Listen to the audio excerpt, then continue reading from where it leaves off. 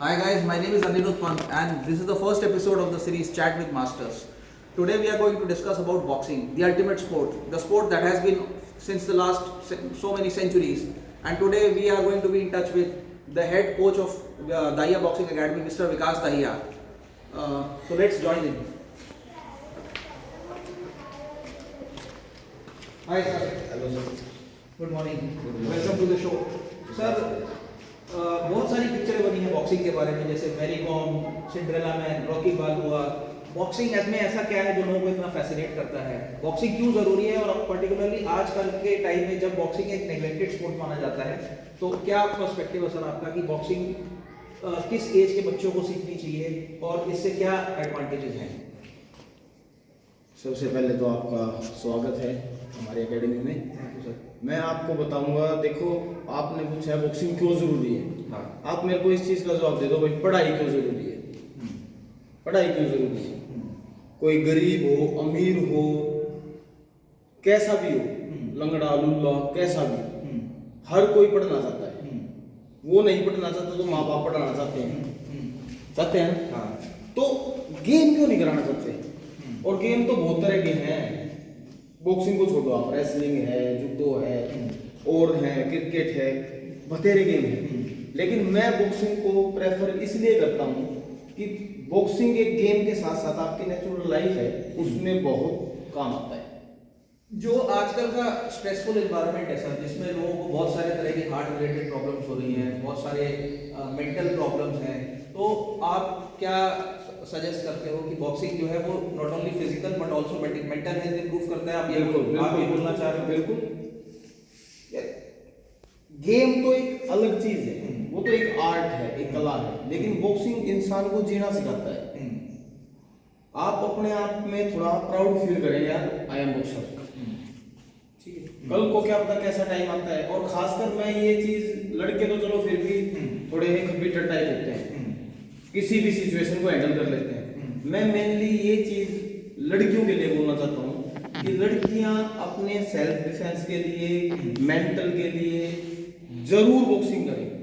अब क्यों, कल को उनकी शादी भी होनी, जॉब भी करनी, हम पढ़ा रहे हैं तो नौकरी के लिए पढ़ा रहे हैं ना, कि कल को हमारी बिटिया नौकरी करने जाएगी।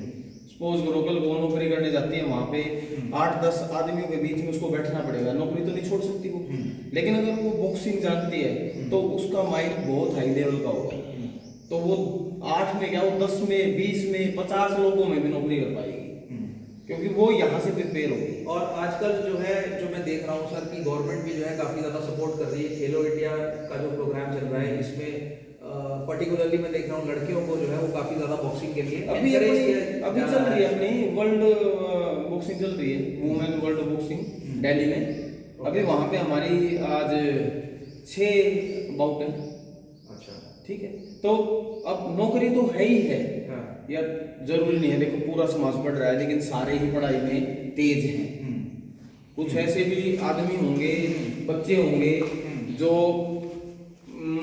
75 भी ज्यादा बोल रहा हूँ मैं, शायद 45% वाले, लेकिन उनको हमें मौका देना चाहिए ना गेम में आगे निकलने का। क्या पता वो पढ़ाई में अच्छा ना करके गेम में अच्छा कर जाए, और शायद वो पढ़ाई में मर पड़ के 80% भी लेके उनको जॉब नहीं मिलती। लेकिन अगर वो नेशनल चैंपियन है या नेशनल में उनका ब्रॉन्ज, सिल्वर कुछ भी है, तो उनको गवर्नमेंट कितना डिफिकल्ट है सर? मैं प्रैक्टिकली आपसे पूछना चाहता हूँ कि जो जैसे आपकी एकेडमी से मेरे को पता है कि 3-4 नेशनल लेवल के गोल्ड मेडलिस्ट निकले हुए हैं, तो कितना मुश्किल होता है एक पर्टिकुलर लेवल तक पहुंचना? मतलब एक चीज तो हमने बात कर ली सर फिटनेस की, कि नेचुरली जो है फिटनेस के लिए बहुत जरूरी है कि बॉक्सिंग से आपका बैलेंस इंप्रूव होता है, आपका हैंड आई कोऑर्डिनेशन अच्छा होता है, आपका ईयर कोऑर्डिनेशन अच्छा होता है। ये सब एडवांटेजेस तो नहीं है बॉक्सिंग के, बट इसके अलावा जो लोग प्रोफेशनल लेवल पे खेलते हैं, जैसे आपके अंदर जो अभी नेशनल गोल्ड मेडल जो लड़कों ने जीता है, लड़कियों ने जीता है,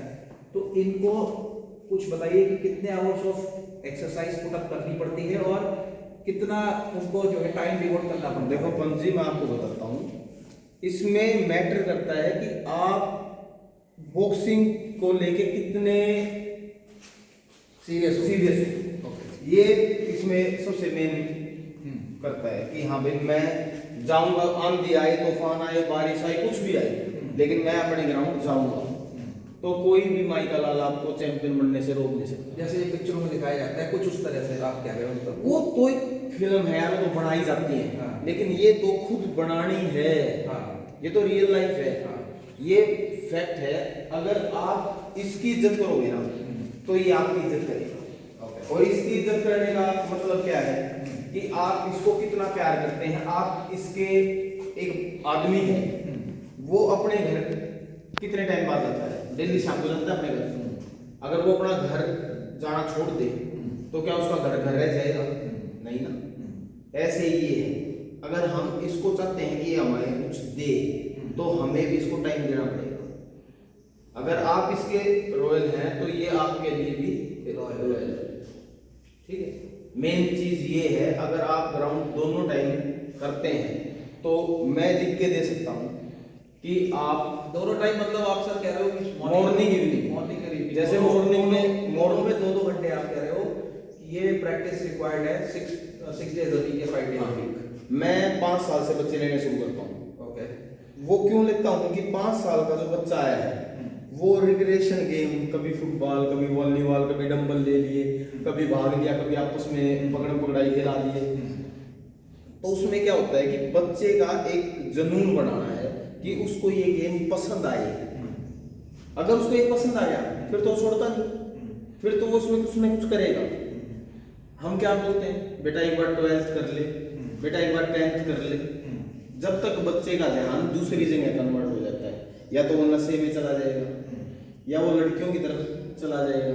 तो आप कह रहे हो उसका माइंड को स्टेबल करने के लिए ये स्पोर्ट जो है जितना छोटा बच्चा गेम में डर जाएगा, चाहे वो कोई भी गेम है, वो पक्का सक्सेस होगा। ठीक है सर, अब मेरा एक लास्ट सवाल आपसे ये है कि अभी हमने कवर कर लिया कि बच्चों के लिए क्यों रिक्वायर्ड है या फिर गर्ल चाइल्ड के लिए या लड़कियों के लिए जो है बॉक्सिंग क्यों रिक्वायर्ड है। अब एक हमारे जैसा आदमी जो मिड एज में है इस समय, लेट्स से 35 से लेकर 50 इयर्स, वो उसको आप बॉक्सिंग क्यों रिकमेंड करते हो? क्योंकि मैं आपके यहाँ देखता हूँ आपके एकेडमी में कई ऐसे लोग आते हैं जो 40+ ईयर्स के हैं, और मैं बड़ा सरप्राइज था उनको कल इवनिंग में देख के कि इस तरह के लोग भी ट्रेनिंग कर रहे हैं, और वो मेरे को ठीक सी ट्रेनिंग लग रही थी, काफी रिगरसली ट्रेन कर रहे थे।